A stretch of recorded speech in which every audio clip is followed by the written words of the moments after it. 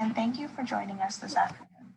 This is the month where we set out to raise awareness for those living with the effects of brain injury, how to prevent and how to support those impacted by the silent disability. All month long, MBIA has been working hard to put together a lineup of entertainment showcasing the many talents of brain injury survivors as a means of demonstrating resilience and perseverance brain injury survivors have been. Manitoba Brain Injury Association, our guest, Hannah Foulger. Hannah is a British-Canadian writer and theatre artist from Cambridge, Ontario, on the Haldimand Tract on Treaty 3 territory. A graduate of the University of Winnipeg, her writing has appeared in the Prairie Fire Matrix, PTE Festival is New Works, and the Winnipeg Fringe Festival. She lives with brain injury and epilepsy in Winnipeg on Treaty 1 territory. She will also be accompanied by Chris Sousa this afternoon. Chris is a graduate at the University of Winnipeg Acting Honors Program. He is a young emerging artist in Winnipeg. Most recent credits include Heather Reimagined, Floods, Paper Bag Princess. Before we begin today, here is a short message about brain injury from a survivor, and then we'll pass it to Hannah. Without further ado, let's start the show. Since 2015, I have a post-concussive syndrome, which is an acquired brain injury. I struggle with overstimulation, one of the common symptoms of a brain injury, and it's known as flooding.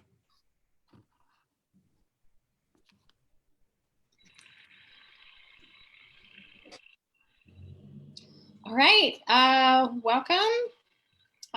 So my name is Hannah Foulger.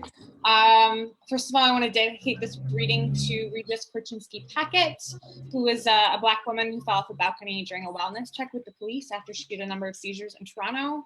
I've been really impressed by how MBIA has been able to speak out in light of the issues recently, and I'm really proud to be able to present this reading on behalf of the organization that not only advocates and supports people with brain injuries, but also recognize that in order to do that work, we have to support the Black Lives Matter movement, and there is no disability justice without racial justice. So a little bit about me. In 2010, I had an arteriovascular malfunction. I lived with a lot of different symptoms, including visual distortion, visual deficit, epilepsy, processing, brain fog. And according to the report I read recently that I haven't reviewed since they assessed me right after my AVM, apparently I also have some olfactory issues as well. So that happened when I was working out in the Interlake. Once I did my brain surgery in Winnipeg, they sent me home to Ontario, and I came back the next year to study at the University of Winnipeg, where I graduated with degrees in English and creative writing and theater playwriting. And that's where I developed my craft in writing fiction, poetry, and plays. I've really been fortunate to have the support and encouragement from my professors there, including Catherine Hunter, Margaret Swetman, Per Brask, and the late Alden Turner. And I really attribute a lot of my success to my mentors and supporters, including those teachers, but especially the ones outside of school, like Gary Kirkham, Rick Chafe, Joan Thomas, and Debbie Patterson. In 2013, Debbie mentored me through the Creative Manitoba Careers in the Arts program while she was working on Sargent and Victor and Me, developing her own voice in disability theater. And she started to become an advocate for the disability community and eventually went on to found Sick and Twisted Theater, which is one of the foremost theater companies in Manitoba that is creating some really great work. So inspired by her, I started to play with disability as a writing tool. I wrote a bit about hospitalization in playwriting classes. In one class, I wrote a play about a girl with a brain injury who was missing part of her vision. And I wasn't, out as a disabled person at the time. And I explained it in plain language, just this girl who was missing some of her range of vision. And there's this guy in the class who during comments was like, it's called periphery. So at that point, I had to kind of out myself as a person with a brain injury, especially as I have continued to use that as part of my voice, especially since 2015 when I started having seizures and blackouts. I really used that to start to develop my voice, thinking about interior and exterior viewprints. Exterior having a lot to do with hospitalization, frustration, what people can see me experiencing, and the interior dealing more with cognitive experience. But a year after that, I did a masterclass with the fabulous Judith Thompson. And one of the things she talked about was having different wells of experience to draw on. For me, having a brain injury is one of the most interesting things about me. My experience, the frustrating, is interesting. W. Patterson told me once that disabled bodies are really interesting on stage. And I think that writing about the constrained experience of living with a brain injury is kind of like that. My brain injury is this well that I draw on in Judith Thompson's words. So I'm gonna read a couple of things for you. If you have any questions, you can save them until you can post them in the comments, and then I might be able to get to answer them at the end of the reading. So this first one is from the Disabled Voices Anthology, which is right here from Rebel Mountain Press. You should definitely check out their website and purchase a copy. My editor described this poem as a kind of graphic novel, giving you snapshots of what it's like at the HSC emergency room at 2 a.m. So this is called Bed 8, the ER, 2 a.m. The content note of hospitalization, blood in veins, and death and seizures. Papery hands, bandaged eyebrow. An IV, blood tipped, siphons life juice into my vein. I have been alone forever, for 3 hours. A man walks past wearing 5 blankets. He knows the best thing about the hospital is the blanket warmer. My curtain, half open, reveals the contentions of malaise. Ever beeping, hampers rolling, 2 men grip their beds, retching as on New Year's Day. No one has looked at me for 2 hours. I am a ghost with sufficient blood pressure. I will not die tonight, but I may yet wither, dry out like an old sponge forgotten. Until my finger clip falls off. Monitors scream for an hour, a nurse adjusts, removes my IV, and never returns. When I am allowed to stand and dress, a distant PA crackles, terminal clean, bed 10. I have been wrong about many things, but a terminal clean does mean someone died. Still, the only thing that separates bed 8 from bed 10 is bed 9. In retrospect, my head has an affinity for hardwood and tile or the seizures do. I had 3 the week you cut me out before I knew what they were. And when each was over, I heard your words in my mind as if for the first time, over again. You are a broken blanket warmer in a drafty ward. This next one is called Ellipsis and Dawn. And I'm gonna briefly show you what it looks like. Hold on 1 second. There we are.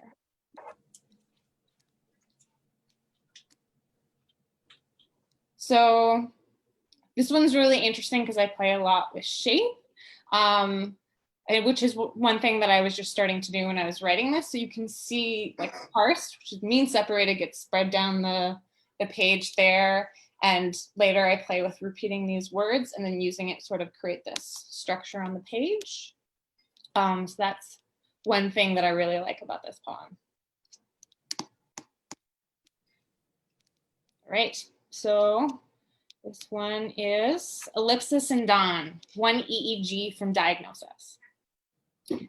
Before breakfast, I am parsed for 10 minutes, an hour, 5 hours, an eternity reft from context of time or memory or me. What there is floor, is book, is wall, is my face. Spread over an album of voices. They stutter, shout, discombobulated, until my absent crowing, 10 minutes strong, calls all back and they enter easy as rusted joints. The last memory enters not blister, but new wound. It makes hollow sounds, hollow words, hollow. I can't take you to the EEG and I can't be your friend anymore. Over a reverb of conflagration, over inflection of the imagination.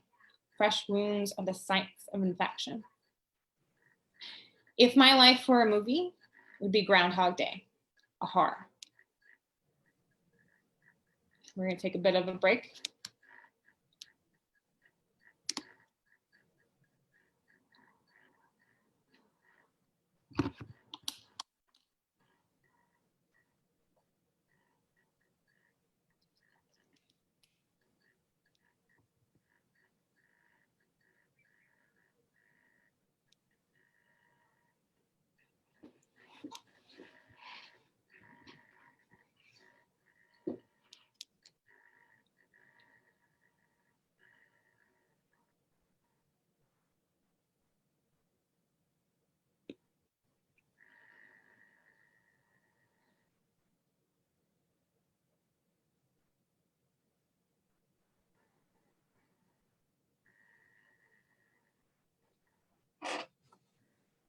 All right, so the next thing we're going to read is a play called Sacrosanct. It's one of the, like when I talk about plays, I talk about plays being a blueprint. And that way we have to sort of experience what people are feeling from the outside. And like using this to explore hospitalization, because I was so young when I hired my ABM, I explore that kind of frustration that comes being young and sick, not being what you're supposed to be, you know, not starring in a sitcom in New York where you share an apartment with all your friends, you know. I use brain cancer in this one because it adds a ticking clock, which amps up the drama, but people with brain tumors experience similar things people with brain injury. So it can be close, but still distant from my experience. So you have this character, definitely not inspired by anything I've been through, where she's bored, stilted, and sick, and then this chaos element enters her life in the form of an able-bodied white man, which is often the most chaotic figure, if we're going to be honest. For this, I'm gonna have my friend Chris Sousa join me. Hey, Chris. Hi, Hannah. Thanks for having me. Thanks for being on here. So I'm reading Robin, a young 20-something with brain cancer, and Chris will be reading Peter, a young 20-something Jesuit priest. This is the second scene in the play. Two nurses strip Robin and put her into a hospital gown. They plug her into the EKG and set her up with an IV. They tie a hospital bracelet around her wrist. They exit. Robin sits cross-legged on the hospital bed looking at her phone, plays music with a tinny quality. Peter enters. He praises Robin, shakes his head, and walks to the other bed to check on the other patient. It's empty. Robin looks up from her phone and watches him cross in front of her. The music stops. Looking for someone? Your roommate. Do you know when she'll be back? They took Gladys for chemo. Oh, I must have the wrong room. Who are you looking for? Tabitha Campbell. No shit. Could you tell me which room she's in? She's 16, oncology. But that's this room. Yeah, But you're so young. that's why they still ID me at the club. Tabitha Campbell. In the flesh. I go by my middle name, Robin. Who are you? Father Peter Marion, hospital chaplain. You're a priest. Society of Jesus style. What is that, like your gang affiliation? Sort of. We're also known as, I can't get the word out. I guess Jesuits. But you're so young. I guess.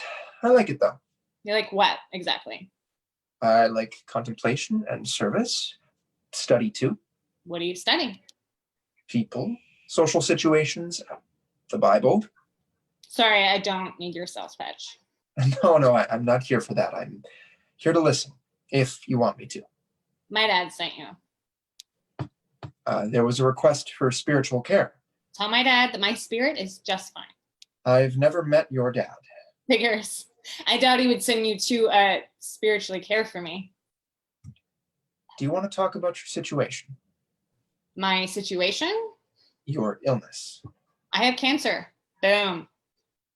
I imagine that it must be difficult. Are you nervous? I'm new. Are you on an internship? No, I took my vows a year ago. Your vows? Like poverty? I like poverty, chastity, and obstinance to the Pope. What if you don't like the Obedience to Pope? the Pope. What if you don't like the Pope? Well, I guess I'd be stuck then. How old are you? How old are you? I'm 29. 29? You're like pretty much my age and you're a priest. God. Oh my God, I'm sorry. My God, I'm sorry. I'm just plain sorry for saying, oh my God. Sorry. Don't apologize to me. Okay. No, don't apologize to me. Oh, but I don't. I'm sorry, sir or ma'am. She could be a ma'am. Not that I should define how you see. It's all jizz and Jesus anyway. Sorry.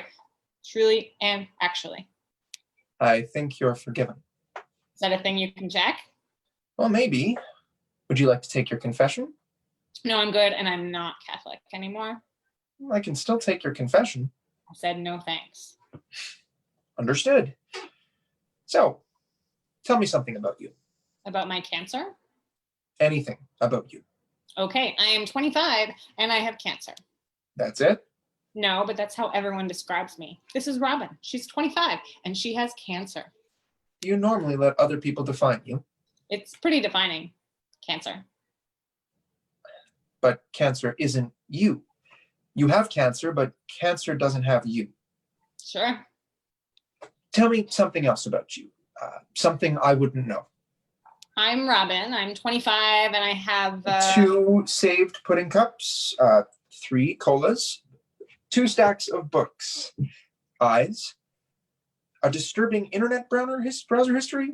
Yeah, all those things. Then tell me something you don't have. How would I know what it is if I don't have it? Make it up.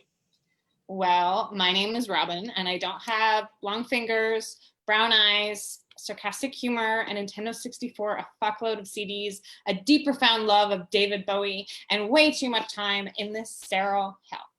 Ooh, those all sound like things that you have. I was making it up. Clever. Oh, you're too nice. Ah, I see. Sarcasm. Obviously. Oh, It takes 2. it's not fair. Why? You sort of made me feel better. About what? I don't know. Life, chemo, world economics. Whoa, wait a minute. You have cancer?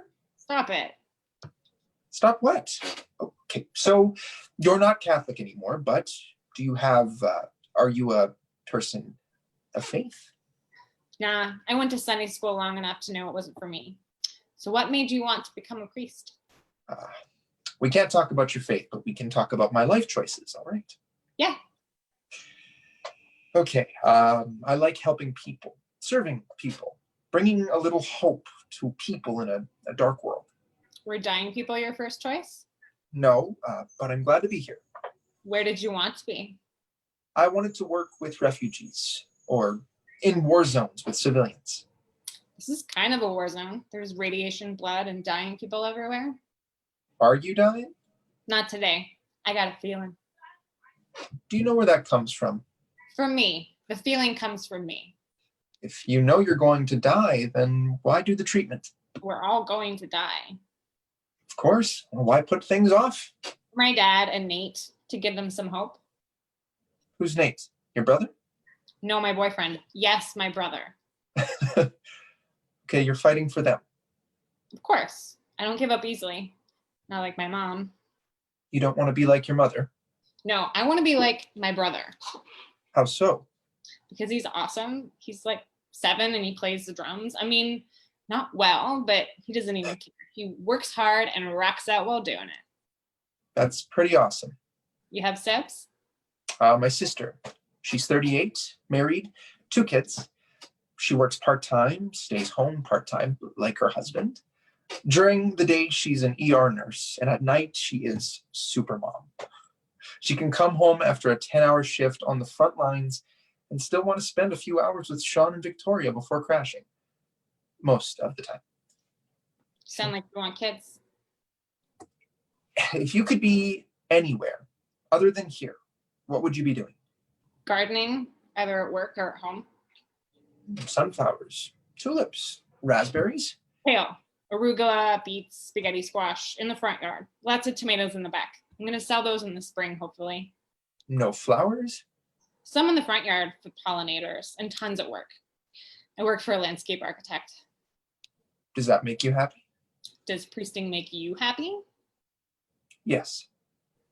We mainly work for rich people, which isn't my favorite.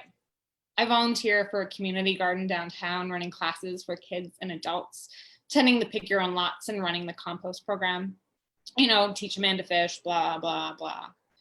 But there's this program out of Chile that I've been following, though, where you learn some of the farming traditions from Mapuche farmers. They developed these really interesting techniques of raised fields and canalized fields that farmers used worldwide.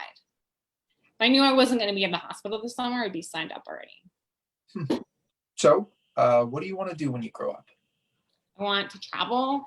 I want to farm. I want to work with free trade farmers worldwide to maximize crops and farm responsibly, you know? Plus, I would have my own place with extra workers to come back to. It's worldwide farming that interests me, but I need to come back to a home garden. It's all about the earth, really. Having a little square where you tend the fruit or the beets or the carrots or whatever. That is peace. When are you due for chemo? Soon. I should go. I have another appointment. See you around. If you don't die.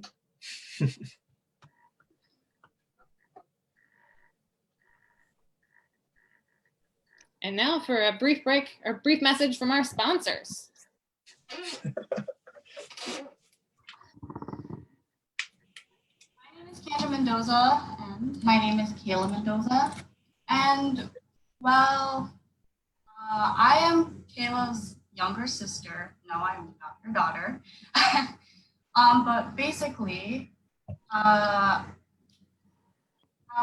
an aneurysm or brain injury impacted our life was actually very significant. A lot of things. For example, I used to drive, and now I no longer drive. And also, my decisions very accurate. Also, a little off.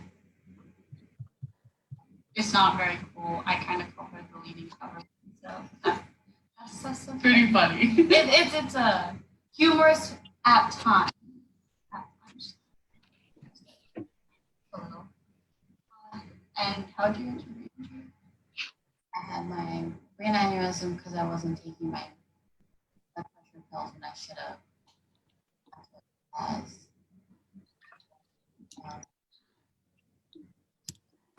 Just a ball. My brain. I have a shunt now. I have a coil in the middle of my head. Brain injury it's not a fun thing, obviously.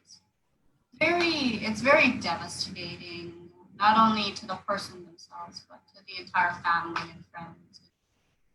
It takes a toll on everybody. Yeah, it was a pretty tough year for everyone. It's important to raise awareness, I feel. The situation is, no one will only understand it unless they actually go through it. And patience is something that's really hard to deal with it. Time flew by, but I think it is really important to raise awareness for people like my sister. We fortunately got a lot of access to healthcare and whatnot, but if some people don't get it for some reason, it must be super upsetting. So I don't really know what to say. It's really hard too, and especially when you used to do that was normal to you, you have to relearn all over again. It's hard. Relearning how to walk again, relearning how to count, to eat, to feed yourself, to bathe yourself, to even learn just the normal necessities that everybody does in their daily life, having to relearn it. It's the hardest thing for me, especially my speech too before.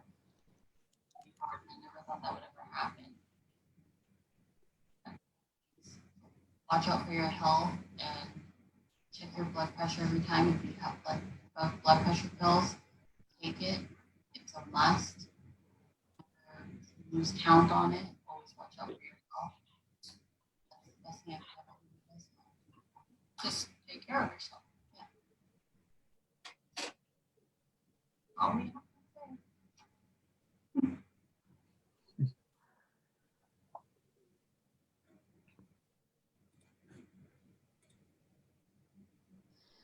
say. Thank you for the brief, that little story for us. So this next piece I wrote in my advanced creative writing class, which is sort of a thesis class for the creative writing program at the University of Winnipeg. It was published the year after in Prairie Fire in their anniversary issue. It's another one that thinks about hospitalization, but also the experiences of family members and romantic partners in caring for people, for their loved ones with disabilities. Again, I use cancer to distance myself, but also to talk about long-term issues.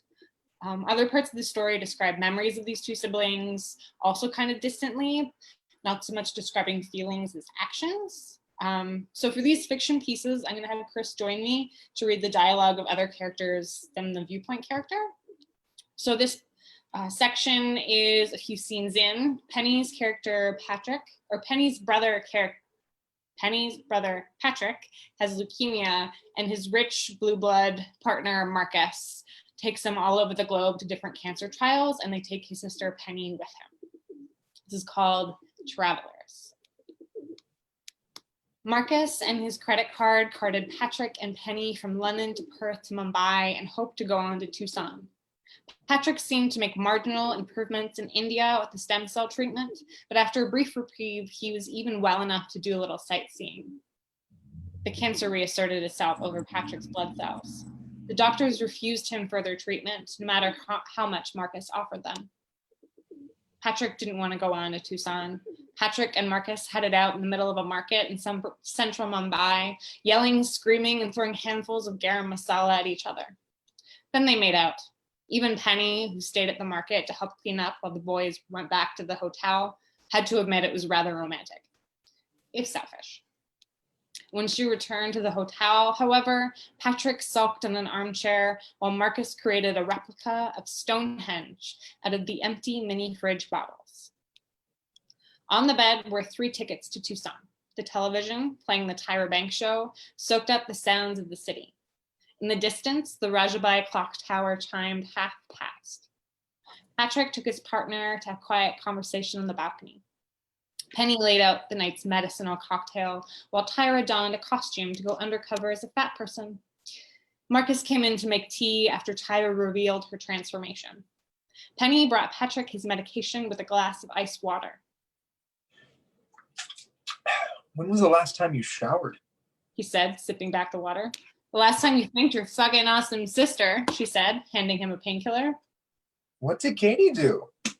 Patrick dodged the spot of her hand. He chuckled wanly, taunting her with his wicked smile, and used the railed balcony to help him stand.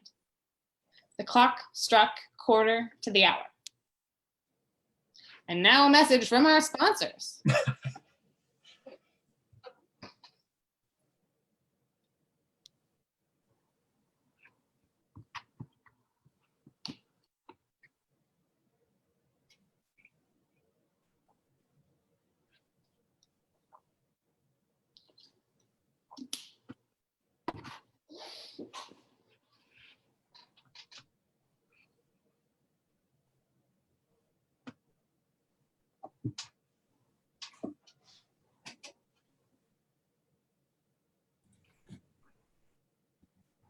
Whether it's you or someone in your family that's dealing with or dealt with brain injury, it's so important that we talk about it because it's critical that you know you're not alone. You want to know, you need to know that others have been down the road you're traveling.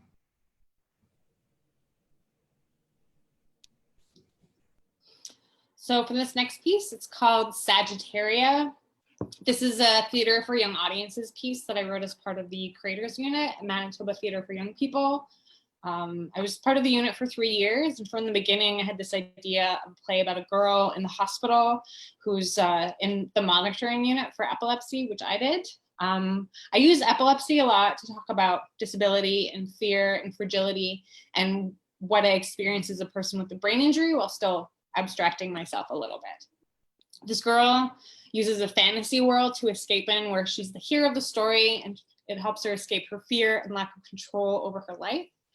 I really wanted to make this story for kids, not only to create awareness, but also to speak to kids with all kinds of disabilities that feel that kind of frustration about the situation that they're in and things that they might miss out on.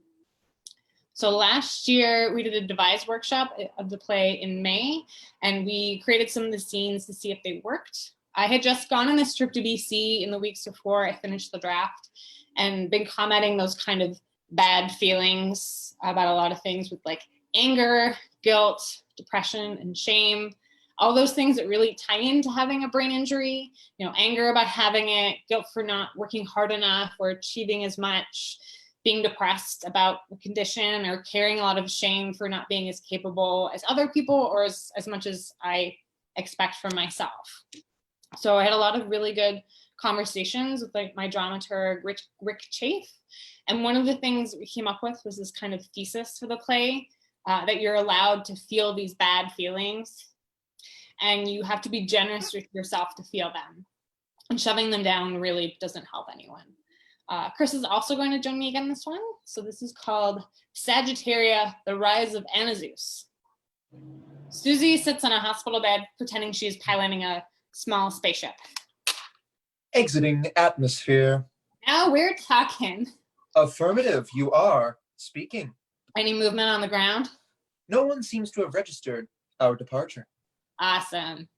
However, with security inspections every 68 minutes, security detail will arrive in estimated 3 minutes. How good are your shields? Shields are very good. Will they hold up under fire? Shields will take significant damage. Pew pew. What was that? That was a squadron of multi-pion L-Rider module battle drones. We are under attack. Open fire. Negative.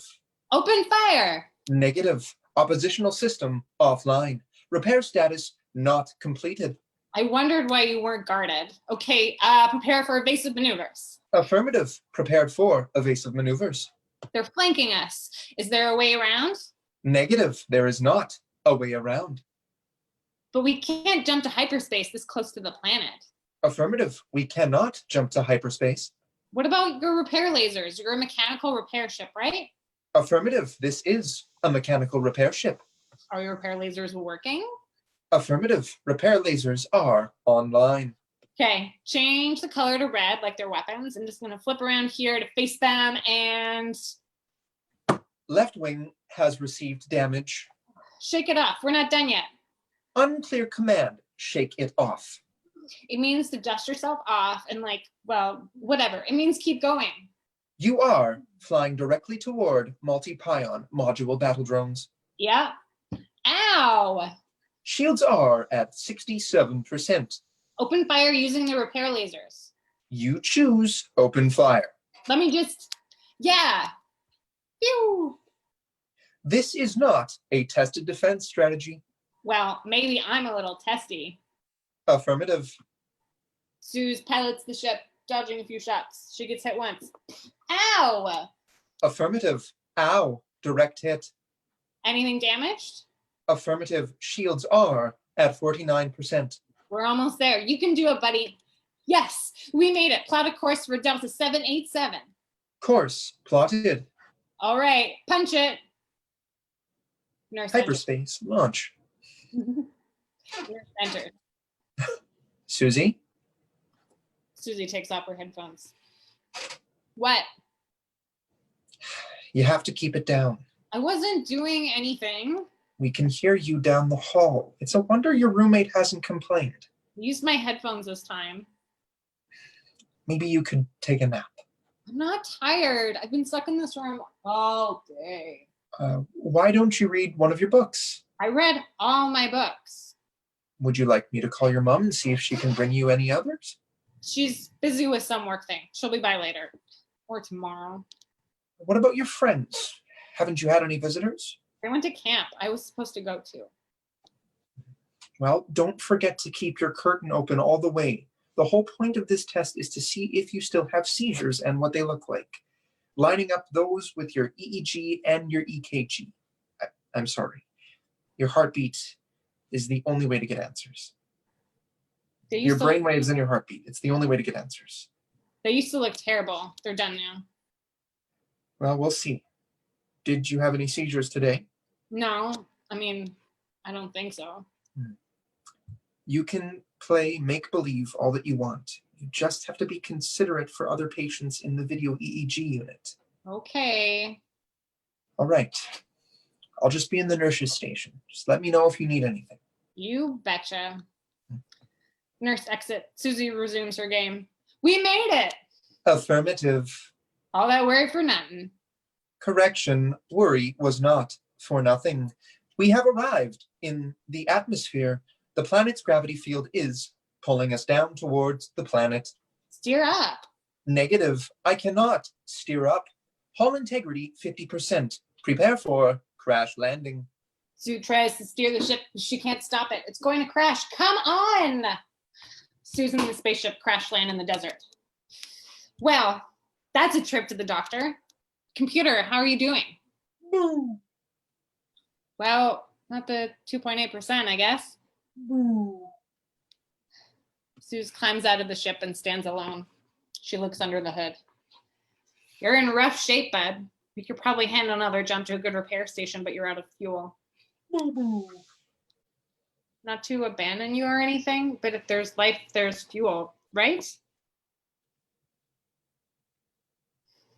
I'll come back for you. I'll get some fuel. We'll get off this planet together. Gosh, hope this isn't all desert. But I'll come back, I promise. So, right, okay. Alien planet, mostly desert. We can do this. I can do this. Okay. We've got water in 4 clicks in that direction. Where there's water, there's people who aren't thirsty. Whoa, surprise cliff. Suze almost falls off a cliff. She looks all the way down. She pretends to drop something down the cavern and makes a sound for it to fall all the way down, fading into nothing as the expanse goes down forever. Well, I didn't want to go that way anyway. Looks like there's some nasty gas down there too. Halt! Who goes there? Where? There! Me, just me. What direction does the xanthine sparrow fly? I don't know, to get to the other side? State your purpose. Suze? That is not a purpose. State your purpose. My purpose right now is to fuel my ship and get off this rock. Do you know where I could do that? No, I do not. I don't know where. That's fine. Don't get twisted up about it. I serve and affirm the Moon Tsar as faithful leader. Cool. Where can I fill out my ship? I'm sorry. You can never be too careful. The Moon Tsar has spies everywhere. They say even the sand is listening. Right. I'm Suze. I'm obviously not from here. I am Goblinite. I am from here. Right? Cool. Where is here? They call this place the deep wastes of the Southern Ocean. It's deep, all right. I don't know about ocean. What's the planet called? Sagittaria. I've heard of you in the outer reaches, not too far from Kildonan. You guys are famous for, I don't know, something important. Zetharian ore. That's the most powerful hyperfuel in the galaxy. Who can hook me up with some? The Moon Tsar has made it illegal to process Anthorian ore or any star fuel. Only the Moon Tsar can tear the ore from the Sagittaria crust. Yeah, but who can hook me up with some? What would an otherworlder like you have to trade? If I told you, I'd have to kill you. Trust me, the Moon King will be happy. The Moon Tsar. Sure. But I'd rather not give it away if I don't have to, you know? I have money too. Not enough for a regular fill up on Anton 7, but just enough for on Big Water, you know? I don't know. I haven't left Sagittaria in 10 years. Most Sagittarians have never left. Someone has to be leaving every once in a while. They sell xanthian ore and fast bony. This Moonzar guy can't control an entire planet.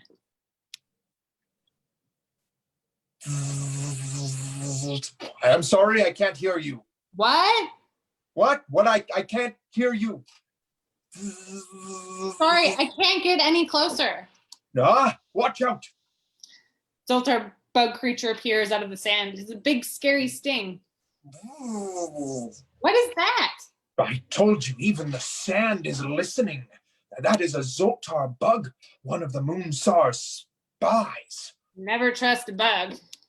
How do I know that you're not a spy of the Moon Tsar? I don't know. Never met the guy. Why should I believe you? Get off! Only someone who works for the Moon Tsar would dare get so close to Zoltar. I am not a spy for the Moon King. I just need some help getting some xanthian ore. The Moon Tsar is good to his friends. Zoltar Bug threatens Suze with her sting, edging her closer and closer to the cliff. Hey, little buddy, how many cliffs do you guys have here? This whole planet is a booby trap. Zoltar sniffs at Susie, then changes her mind and goes for Goblinite. It chases him around and edges him towards the edge of the cliff. If you were not a spy, as you say, help me? You weren't raring to help me just a second ago. I thought you were a spy. What if I am? Well, then you'll let me fall to my death. I couldn't get over there even if I wanted to. Then you may wander the deep wastes until you die. The Zoltar pushes Goblinite closer and closer to the edge. Don't, please, I can help you. Please? Something occurs to Suze. She winds up her tail and whips it at the bug. It moves out of the way so Goblinite can step closer or far away from the edge, but it flies back towards her. She dodges it and turns around to push her closer and closer to the edge. Your tail? That, I know, pretty cool. No, throw your tail to me, Suze. What, so you can pull me off the ledge? No, so I can pull you to this side. Oh, hold on.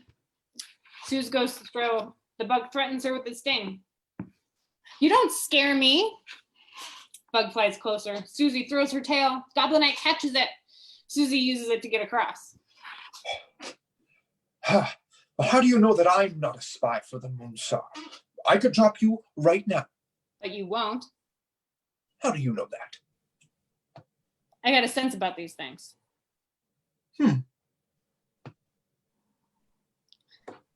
Yeah, and then he helps Susie up. We're gonna take a break for another message from our sponsors.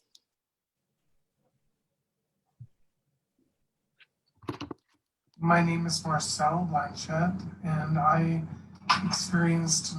was the victim of an assault on December 2nd, 2014, and my skull was fractured and I had bleeding in the brain, and I was put in an induced coma for a month, and I was in intensive care for another 3 months and then the hospital for another year. And I'm still going through recovery 5 years later.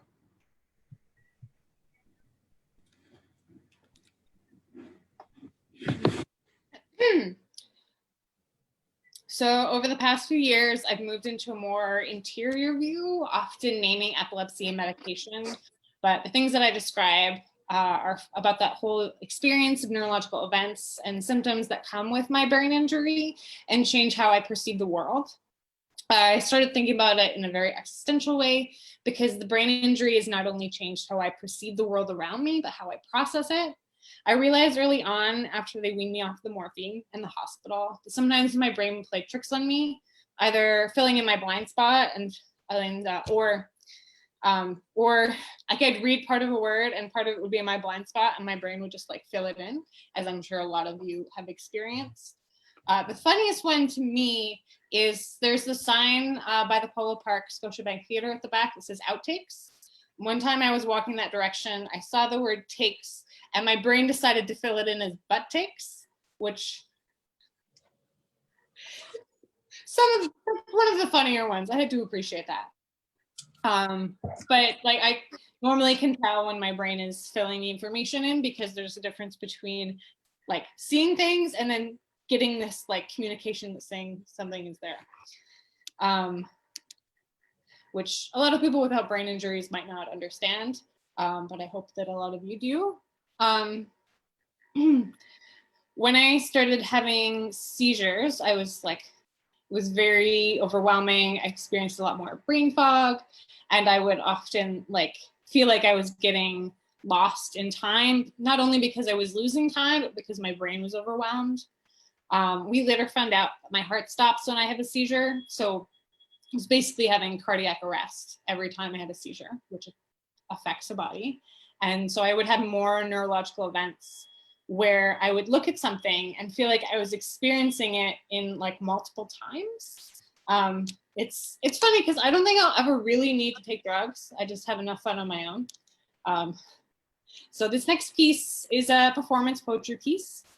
I made it for the Lame Is, that Lame space is cabaret from Sick and Twisted Theater, which is Debbie Patterson's disability theater company. I performed it with the help of Gastromargia Lump, who is one of the talentless lumps, aka Dana Laytold, as well as the 100 Decibels, a deaf mime troupe. That's two of them that were participating were Johanna Hawkins and Christopher de Guzman. So the way that I kind of configured it here, I'll show you a picture in a minute, but so Joanna and Chris were in like, upstage, yes, that's what it's called, Chris, making these pyramids of boxes and like moving them from one side of the stage to the other. And then I was sort of reading and performing my piece while Gastromargia, aka Dana, ran around and kept hitting me every time I would have a seizure. And so I would either just like fall back and then looking at the ceiling, because that's often how I would figure out that I had a seizure, because suddenly I would wake up and there would be, a light fixture. So I used that kind of image. So when I perform this piece for you, I'm just going to close my eyes whenever that hit was supposed to happen. So and that's when I'll start describing ceilings again. So here, I'll just show you guys a picture of that performance. Right here. Is that showing up, Chris? Yeah, I can see it.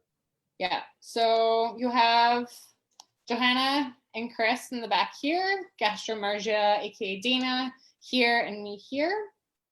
It was a very fun little piece to do.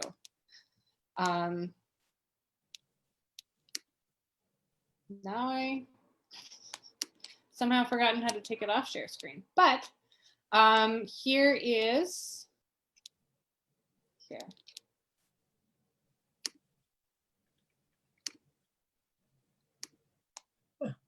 Yeah, is it gone now? Yeah, I think you're good. Okay, great. So this is called Do Epileptics Dream of Epileptic Sheep? In this moment, there is a man on a corner in a pinstripe suit.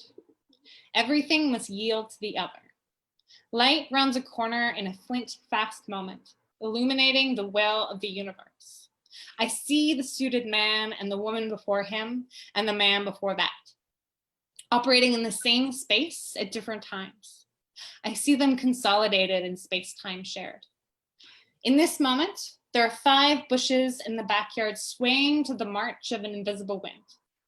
If wind was a color, it would be white, the color of light and absence. The sky is a ceiling to the earth.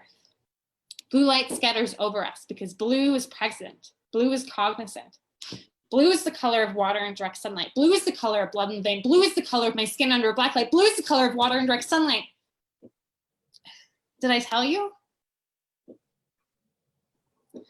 I am acquainted with ceilings, white like space missing, more ordinary than elegant, less table than territory, plaster and paint, segmented sponge, exposed rafters, cement beams, stucco and spike. I have been here on torn grass, aerated or shat on violently. I have been here all this time. I have been here on this dirt, looking at that tree all this time. There is a curled up wet gray tissue on the grass, ancient dirt, bloody snot, original, expressive, singular. Time is an illusion. The universe, finite. A dirty tissue, finite and special. 5, 30, 60, 80 missing seconds, still nick and wall, mirror reflecting white, feet on floor, still hardwood, solid seconds. Light fixtures planted in smooth powder churned into paste. Flat, pallid, professional. Halogen light bulbs, filament wire, square chandelier with light witches. Why am I staring at light fixtures? Lost from the moment before this. Still, the motor keeps going, keeps spinning out image memory, of last time's wet. Purse slowly, best not, first time, all times. I have always been watching a bird. I have been watching a bird for all this time. I have watched this bird in this place in this wind before and never before. This is the first time. Ceilings are the last concern of a designer. Bland rooms covered in plastic grid, covering electric wires, covering us. What is covering us? Scattered light? Windowsills? Memory is loose, but I am here. I am split second shiver, returning and leaving. The floor is where I live now. Bleeding head, crooked mouth, breath on cellophane. Whirring signals spurring momentary thoughts versus momentary needs. Don't let's think, but perpetrate thought, self. I am a self. Still, there are currents of mind I cannot compound. I am the time bomb ticking, rotting from the core out, both apple and worm. This box of vision breathes. These perpendicular edges do not define all there is to be. So we're going to read one last little bit of fiction. If we have time, we're going to jump to some questions. This last selection is from my novel In Process, which follows 3 writers with epilepsy in a writer's group with one able-bodied white guy. This novel moves from a really external view as the protagonist is really distant and moves into a more intimate space as she imagines possible futures and stories in her mind, all well planted in the real world. You ready, Chris? I've somehow got 10 more pages now, so I'm not sure which page it's on, where we're starting. 32? 39 seems to be where it started on the Google. 39, yeah. 39? 1 second. Starts with Sandeep's family? No, I'll find it just a second. Okay. It is page 44. Okay, 44. Yeah. Should be good. That should be right. Yep. So it started the day after Scott Simons died. Natalie woke on a pile of her own notes, some torn and crumpled, and the back cover of her binder, the curved toothy ring an inch away from her nose as her eyes fluttered open.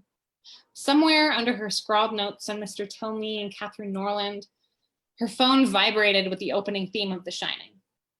Despite being quashed by the piles of notes and Cliff Bar wrappers, the song filled the room. The dim light of the window crept under the edge of her bookshelf. A trick of light, she thought, separating the bottom from the floor. The books themselves, filled with conflicting ideas and stories, normally sealed together for lack of space, were separated by the shadows between them. Her computer monitor reflected it all back, the shadowy curve, possibly revealing the true nature of everything. The wail of the xylophone choked the breath in her throat. Nat squeezed her eyes shut and waited for the song to finish. After a few fresh moments of silence, she laid her head down on the pillow, back to the swell of sleep. 1 second, 2 seconds, 3 seconds. The whole bed vibrated. Natalie leapt up, throwing her hand down to brace herself. 2 binder rings bit into her wrist and she fell down, taking the binder with her, off the bed and into the wall. Her phone fell to the floor with a thud and the song started all over again. Carmen's name flashed on the caller ID. You bitch, you changed my ringtone. You're supposed to call me bastard now, not bitch, said Carmen, laughing. Good morning. No, it's not, said Nat, sitting up. I slept on my seminar notes. Tweenley's a weirdo, said Carmen, taking deep breaths to recover from his giggle fest. We're having a wake, and we're having a wake party tonight. You should come. Natalie shook her face to wake up. None of that sentence made sense. We're already awake. Not that I wanted to be. Red rum, Carmen, said Nat. Red rum. No, Carmen was laughing again. It's a wake, not like a wake. Not that I want it to be red rum. Carmen? Yes. Who? Scott Simmons. He was a Canadian writer. Whatever, just come. Despite the somber occasion, Carmen insisted that Natalie dress up. Think Bowie was his instruction. Natalie dug out her low-cut, glittery silver bodysuit from the back of her closet. This was the second time she had worn it. Her roommate Tana, an avid cosplayer, got very excited and painted a gold star over Natalie's left eye. Natalie was not familiar with Simon's work. Maybe he was queer, or a dancer, or both, she thought. Due to the slushy cold streets, Natalie had to cover up the bodysuit with a bulky coat and boots. Tana gave her some flats to put on once at the party, and Natalie took her cardigan. It did not match her outfit, although her lipstick did. She wrapped a scarf around her ponytail and ears, and Tana blotted her lips before Nat left. Natalie was not the most ostentatious traveler on her subway car, even for a Tuesday. Her glittery legs peeked out from the overcoat, and her sparkling face reflected light into the eyes of a woman across from her. Natalie stole a glance at the man with very noticeable facial scarring entering the train car. Everyone did their best to look without looking, except for a teenage boy without a sweater, who shivered in his peach fuzz-covered acne. He stared at the man who had a patch of skin over his left eye, which was white, raw, and pussing. People parted to let him through, first when he got off at Leslieville. Natalie slipped through the door after him, watching him disappear through the service door before she headed upstairs and out of the station. I'm just gonna jump forward so I can show you the part about the seizure.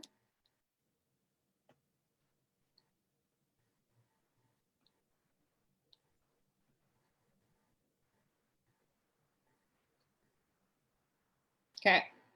I'll just read all of it, Chris. It'll be easier. Oh, all right. Sure. Yeah. Well, if you want to jump to page 49. Sure, there, I'm out there. Hey, nobody calls me a loser. And I'm allowed. Yeah, got it. And that's you. All right. Oh, wait. No. Oh, Yeah. okay. Hey, nobody calls me a loser. I'm allowed to call you loser because loser is gender neutral. Natalie shot him again. Pew. His hand went for the beet hummus, but Natalie crossed the party to get away from him and tried to appear as dignified as possible while wiping hummus off her face with a napkin. The bustle of the party parted to show Prue zip up her jacket. Fumbling for her toque, she pulled it over her head, the tail of her blue hair flipping out the back.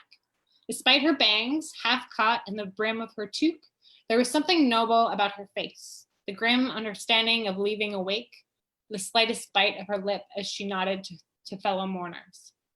Tossing a farewell to Larry, she cracked open the door. Her hand fluttered around the knob, grasping it. The chill around her was visible as the heat escaped from the house, framing her in the doorway with mist. Prue started to take a step onto the stoop, but froze on the landing. She lunged for the door. Natalie heard the fall as far away as she was. Prue had fallen face first in the fresh snow. Natalie started to laugh, but had to bite it back when Prue did not get up. The scream started before the thrashing. The air froze. Reed leapt through the door. The screen door slammed shut behind him. Natalie soon followed, pulling on the first pair of boots she could find and forgetting her coat as she ran out to see Prue writhing on the ground. Sound muffled by the snow at first, but as she moved up and down, pushing aside snow and slush, her fluctuating scream escaped periodically. It pierced the night. Larry tried to push past Natalie as she stiffly waved him back inside, where the rest of the mourners gawked through the door in their socks. Hi, 911. I've got a medical emergency. Larry yelled into his phone. Prue was already sitting up. Reaching behind her back, Prue winced. She looked at the blood on the tips of her fingers and gave it a sniff. Natalie tugged off her cardigan and threw it to Reed. Reed wadded it up and pressed it into the wound. And I'm going to stop there because we're getting to the end of the hour. Go down to my final notes. So for finishing it off, I really want to encourage, well, first of all, I want to thank Chris and the Manitoba Brain Injury Association for having me. But for all of you that are watching, I really want to encourage you, if you're thinking about pursuing art or just in your spare time, whether it's making art about your disability or about other things, you have a unique perspective on life and you can draw from that well. I feel very lucky to have retained most of my language, even though I do deal with aphasia where I completely lose a word, even if I've just used it in 2 sentences previously. There are some really great resources out there for people with disabilities who want to create. I encourage you to check out Arts Accessibility Manitoba, as well as Creative Manitoba, which run the Careers in the Arts Mentorship Program that I've been fortunate to take twice, once with Debbie Patterson and the second with Joan Thomas. Also check out the work of Sick and Twisted Theater once we are able to have theater again. So it's 3 o'clock, if we have to go. Depending on what you guys are thinking over at MBIA, I'm willing to take questions, but I'll let you, but we might have to end it there.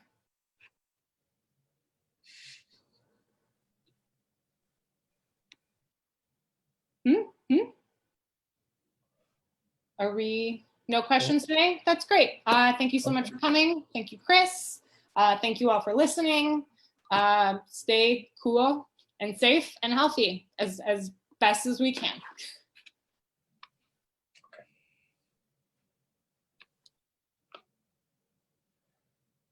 Okay. Awesome. Yeah. Yeah. Thanks. Thank you. Sorry, I kind of lost my place there at the very last little bit. That's all right. I was like, we're getting really close to the end, but we covered a lot. I was afraid we wouldn't.